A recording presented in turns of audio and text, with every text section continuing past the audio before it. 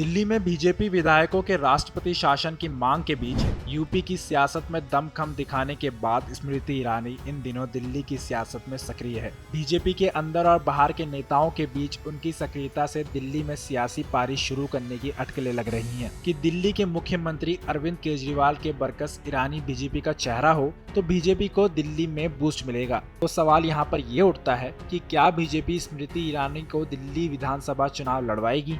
BJP Delhi unit के नेताओं का कहना है कि इसका फैसला तो शीर्ष नेतृत्व को करना है, लेकिन बहुत सक्रियता से ईरानी जिला स्तर की बैठकों में शामिल हो रही है। आपको ये भी बता दें कि भाजपा 1998 में सुषमा स्वराज, 2015 में किरण बेदी का प्रयोग दिल्ली में कर चुकी है।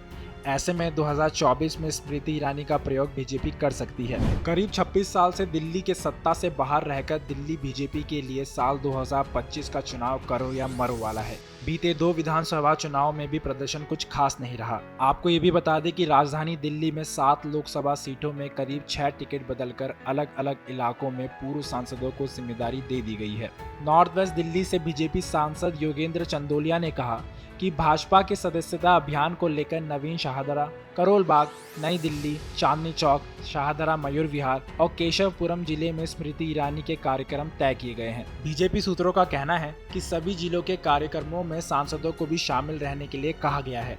सदस्यता अभियान में आधी दिल्ली में उनके कार्यक्रम लगने के बाद भाजपा नेता भी उनकी चुनाव भूमिका के कयास लगाने लगे हैं। भारतीय जनता पार्टी का विस्तार करने के लिए पूर्व केंद्रीय मंत्री स्मृति ईरानी मंगलवार को चांदनी चौक संसदीय क्षेत्र के केशवपुरम जिले में पहुंची। उनके साथ सांसद प्रवीण खंडेलवाल और 500 से अधिक बूथ स्तर के भाजपा समर्थकों ने हिस्सा लिया। भाजपा समर्थकों को संबोधित करते हुए ईरानी ने कहा, बूथ स्तर के कार्यकर्ता भाजपा के शक्तिपुंज है। हर नए सदस्य के साथ हम और अधिक मजबूत होते हैं और लोगों की सेवा करने की हमारी क्षमता बढ़ती है। बता दें कि स्मृति ईरानी ने बहुत साल पहले चांदनी चौक से चुनाव भी लड़ा था।